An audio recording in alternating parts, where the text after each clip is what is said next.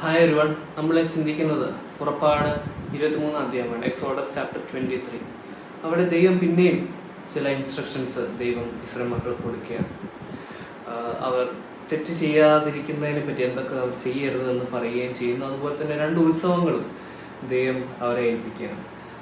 അതിൽ ഒന്നാമത്തെ ഉത്സവം പുളിപ്പില്ലാത്ത അപ്പം എന്നതിൻ്റെ ഉത്സവം, രണ്ടാമത് ആദ്യ ഫലം കൊടുക്കുന്നതിൻ്റെ ഉത്സവം. ഈ പുളിപ്പില്ലാത്ത അപ്പം അതിലൂടെ അവരെ ഓർപ്പിക്കുന്നത് ദൈവം അവരെ മിസ്രൈമിൽ നിന്ന് അവരെ പുറത്തു കൊണ്ടുവന്ന ആ ഒരു കാര്യത്തെ ഓർക്കുവാനായിട്ട് അവർ പുളിപ്പില്ലാത്ത അപ്പത്തിൻ്റെ ആ ഉത്സവം ആചരിക്കണം എന്ന് ദൈവം അവരോട് പറയുവാനായിട്ടുണ്ടായിരുന്നു.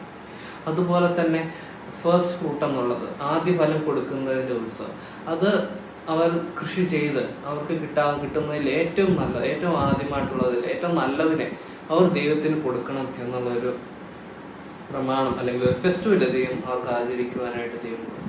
അപ്പോൾ ദൈവം പറയുകയാണ്, നിങ്ങൾ കമ്പൾസറി ആയിട്ട് നിങ്ങളിത് ആചരിക്കണം എന്ന് പറഞ്ഞുകൊണ്ട് ദൈവം അവരെ ഏൽപ്പിക്കുകയാണ് ചെയ്യുന്നത്.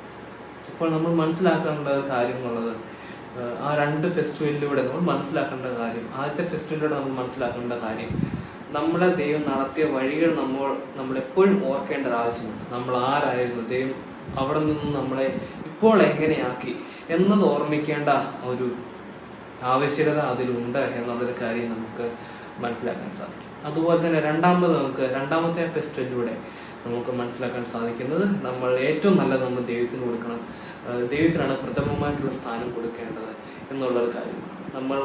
നമുക്ക് എന്താണോ പ്രഷ്യസ് ആയിട്ടുള്ളത് അതൊക്കെ നമ്മളൊക്കെ ദൈവത്തിന് കൊടുക്കുക എന്നുള്ളൊരു കാര്യങ്ങളാണ് പറയുന്നത്. നമ്മൾക്ക് ഏറ്റവും ബെസ്റ്റ് ആയിട്ടുള്ളത് ഇതിൻ്റെ ആദ്യത്തെ ഫലമാണ് എപ്പോഴും ബെസ്റ്റ് ആയിട്ടുള്ളത്. അപ്പം അത് ഏറ്റവും നല്ലത് ദൈവത്തിന് കൊടുക്കണം. അല്ലാതെ നമ്മുടെ ആവശ്യം കഴിഞ്ഞിട്ടുള്ള കാര്യമോ അല്ലെങ്കിൽ നമ്മൾക്ക് സെക്കൻഡ് ബെസ്റ്റ് എന്നുള്ള കാര്യമോ അല്ല ദൈവം ആഗ്രഹിക്കുന്നത്. പക്ഷേ ഏറ്റവും നല്ലത് നമ്മൾ ദൈവത്തിന് കൊടുക്കണം എന്നുള്ളൊരു കാര്യമാണ് ദൈവം ആഗ്രഹിക്കുന്നത്. അപ്പോൾ ഈ 2 പ്രിൻസിപ്പിൾ അവിടെ നമ്മൾ കാണുന്നു.